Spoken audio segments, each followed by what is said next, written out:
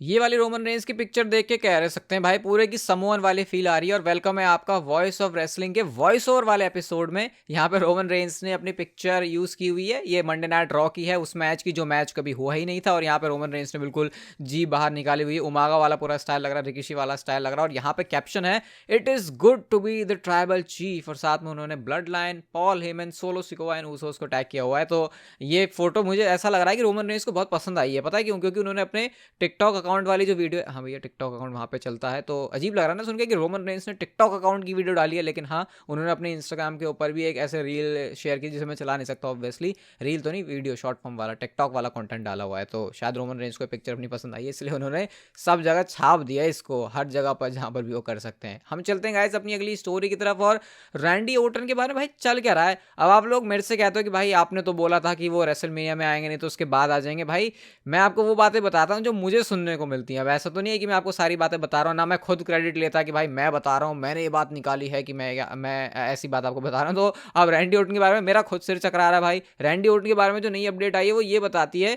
Melzer की तरफ से, वो ये कह रहे हैं कि 2023 के एंड तक भी चांसेस हैं कि रैंडी ऑर्टन वापस ना आए, क्योंकि जो उनकी बैक फ्यूजन सर्जरी हुई है उसमें उनको ब्रेस की जरूरत होगी, फिजिकल एक्टिविटी करने में ही प्रॉब्लम होगी। तो भाई रेसलिंग करना, इतनी फिजिकल एक्टिविटी करना, वो तो बहुत दूर की बात है।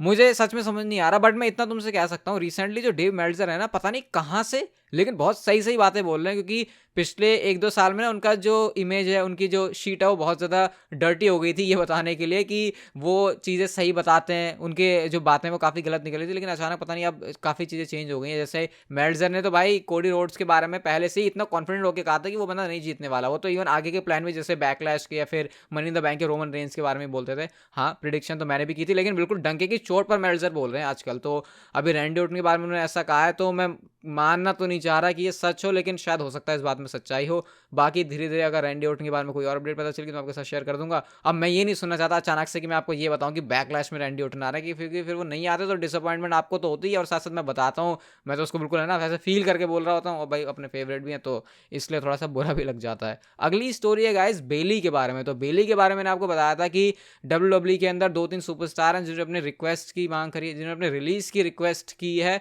क्योंकि विंस मैकमैन वापस आ गए हैं। उसमें ब्रे वायट का और बेली का नाम था। अब नई अपडेट आई है बेली के बारे में। बेली के बारे में हमको ये पता चला है, PW इनसाइडर एलीट की तरफ से, जो कि बहुत ज़्यादा रिलायबल सोर्स है, वो ये कहते हैं कि कोई चांस ही नहीं है भाई बेली के बारे में जो भी बातें चल रही है कंपनी छोड़ने की, वैसा कुछ भी नहीं है। ये सिर्फ सोशल मीडिया वाली थिंग है, और ऐसा कुछ भी नहीं है, कोई साइन ही नहीं है कि बेली WWE के साथ अनहैप्पी है। तो भाई अगर आप थोड़ा सा कंसर्न थे सोच के कि क्या बेली चली जाएंगे या फिर ऐसा कुछ है, तो PW इनसाइडर ने इस बात को कंफर्म किया कि ऐसा कुछ भी नहीं है। जो सारी बातें हैं वो चल रही हैं सिर्फ ट्विटर पर या फिर सोशल मीडिया पर। और गाइस आज ना हमने पॉडकास्ट भी, जिस पर आपका बहुत अच्छा रिस्पॉन्स आया, रोमन रेंज को कौन हराएगा, कब हारेंगे रोमन रेंज और कौन पॉसिबल अपोनेंट होंगे, पूरी जर्नी डिस्कस कर ली रेसलमेनिया की बात को। तो उसको जाके जरूर सुनना, मजा ना आ जाए तो कहना, लिंक आपको उसका मिल जाएगा डिस्क्रिप्शन में। हम चलते हैं गाइस अपनी अगली स्टोरी की तरफ। और आज ट्रिपल एच ने स्मैकडाउन पर आकर इस बात को अनाउंस किया कि WWE ड्राफ्ट आने वाला है। और सिर्फ इतना ही नहीं बोला तो उन्होंने ये कि ये सच में गेम चेंज कर देगा। तो इसकी जो पॉसिबल डेट है वो निकल के आ रही है 8 मई की, जो मंडे नाइट रॉ का एपिसोड होने वाला है जैक्सनविल फ्लोरिडा से।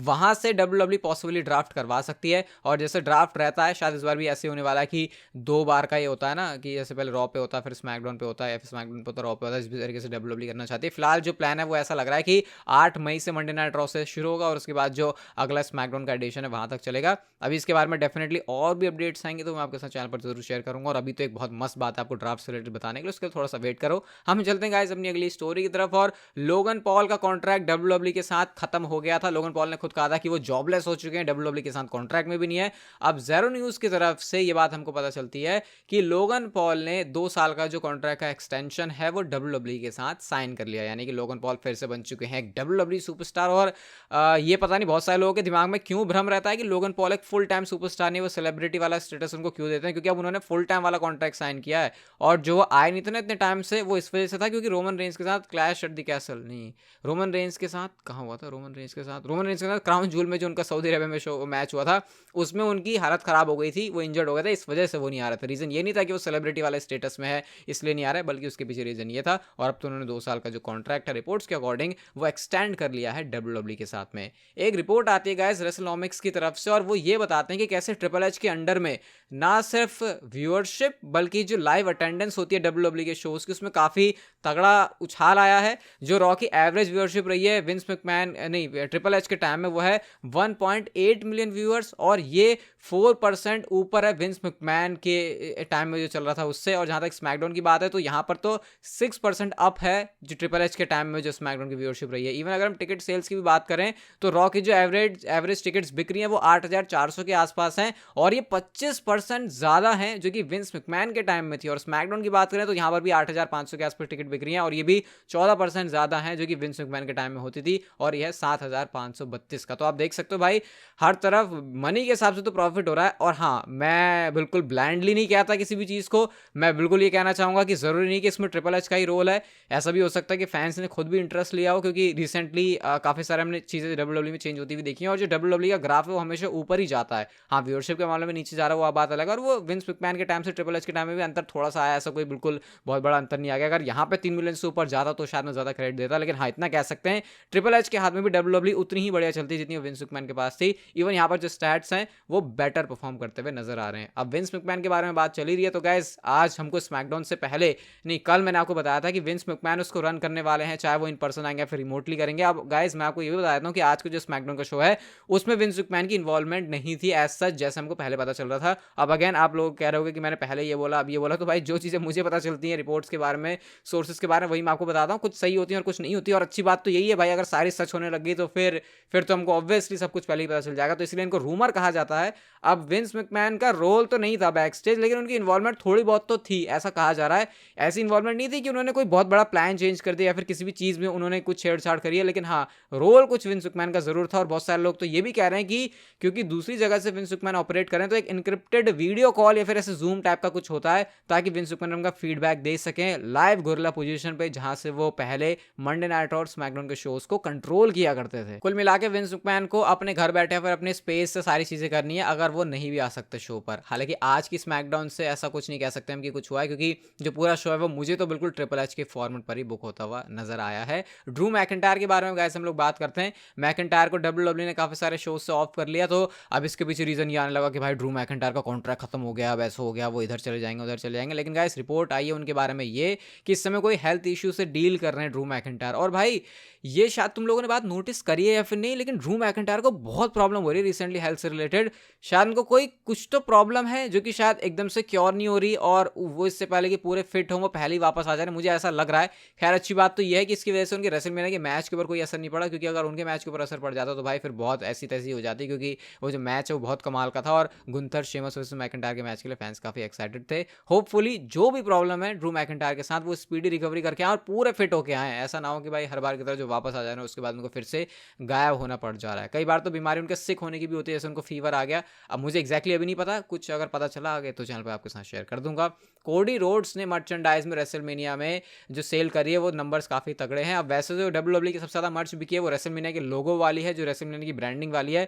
लेकिन इंडिविजुअल किसी सुपरस्टार की बात की जाए तो सबसे ज्यादा जिसकी मर्चेंडाइज बिकी है रेसलमेनिया में वो superstar American nightmare Cody Rhodes हैं। और ये बात बहुत बड़ी है, ध्यान से सुन लो, ये बात बहुत बड़ी है, क्योंकि रोमन रेंस ट्राइबल चीफ का कैरेक्टर प्ले कर रहा है इस समय, और वो इस समय नंबर 1 है। और उसको किसी भी मामले में कोई भी सुपरस्टार अगर बीट कर पा रहा है तो इसका मतलब कि वो अलग ही लेवल पर ऑपरेट कर रहा है। भले ही रोमन रेंस का गॉड लेवल है, लेकिन मर्चेंडाइज बेचने में भाई कोडी रोड्स ने कमाल कर दिया। यहाँ पे इसके लिए अप्रिशिएट करना पड़ेगा कोडी रोड्स को, और उनका स्टॉक भी क्यों WWE में हाई है और होना चाहिए, वो मर्चेंडाइज सेल से हमको कहीं ना कहीं समझ में आ जाना चाहिए। और गाइस हम चलते हैं हमारी आज की नेक्स्ट एंड फाइनल स्टोरी की तरफ। सबसे पहले आपको बता देता हूँ ये एक प्योर स्पेकुलेशन है द रेसलिंग ब्लॉग की तरफ से। वो ये बताते हैं कि जो बात मैंने भी आपको पहले बताई है कि WWE की मैनेजमेंट में ट्रिपल एच ने एक जो चैंपियनशिप बेल्ट है उसको अप्रूव कर दिया है, और ये बिल्कुल एक अलग चैंपियनशिप बेल्ट है। तो यहां पर उन्होंने ये स्पेकुलेट किया है कि ड्राफ्ट में आपको एक बहुत बड़ी चीज देखने को मिल सकती है, क्योंकि ट्रिपल एच ने खुद कहा कि it will truly change the game, तो कुछ तो यहां पर अलग होने वाला है। तो रेसलिंग ब्लॉग के अकॉर्डिंग